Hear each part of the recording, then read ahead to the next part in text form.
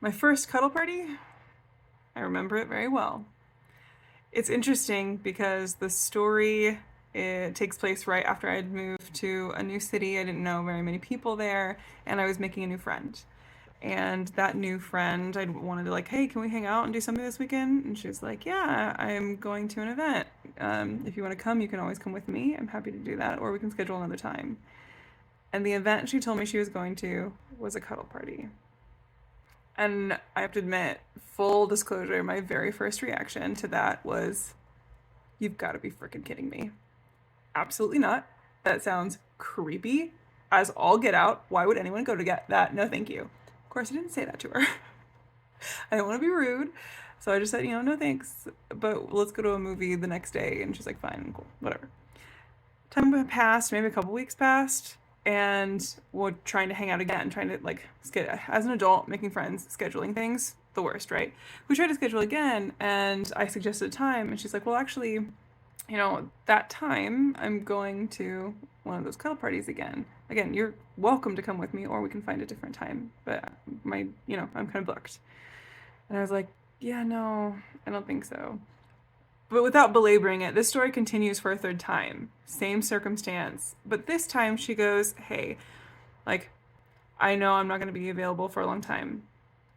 I would really like to hang out with you. I'm enjoying our friendship. If I pay for your ticket, because you also have to buy tickets for this event. It's not free. You have to buy tickets. It's like, I'm not spending my money on a thing that sounds creepy. She's like, I will buy your ticket. I will drive you. In Chicago, that is a really important offer. Just being honest. I will drive you, and if in the first 5 minutes you're not comfortable, you're not having a good time, then I'll go and I'll buy you lunch. Where's the error? Right? Like where is the risk? She just took all of the risk away from this circumstance. You're like, you're gonna drive me, because parking in Chicago is or in public transit is not preferable. You're gonna pay for my ticket. If I don't like it and want to leave, you'll leave with me and buy me lunch. How at that point, it never felt like pressure. It never ever felt like pressure. But it was like, I've got to be a fool not to take this person up on this. And at that point, it kind of clicked. It kind of dawned on me that, like, I like this person. I'm becoming friends with this person, and I judge them to have decent judgment. What I'm imagining in my head can't be the thing that they're experiencing, because no sane person who I've identified as not like completely bonkers is going to go to that thing repeatedly, right?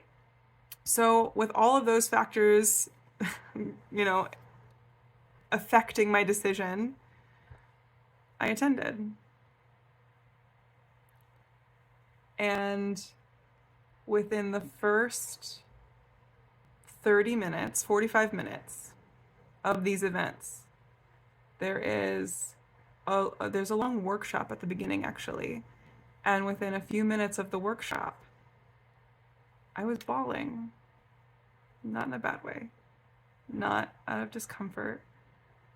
I was crying tears in a room full of people, which, like, my upbringing, like, you don't cry in front of people. Like, you're gonna make them uncomfortable. You get yourself together and you go in a room or you go in a bathroom and you take care of that. Like, that's how I grew up. I am not that way anymore in my life. But that's what you did.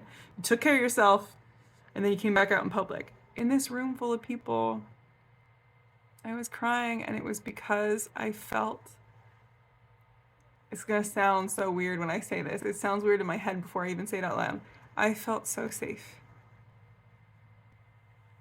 That's the truth. I felt more welcomed.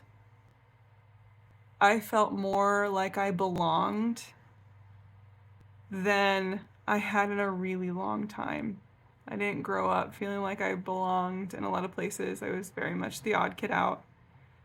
I didn't grow up like I belonged in the place where I lived, feeling like I belonged in the place where I lived.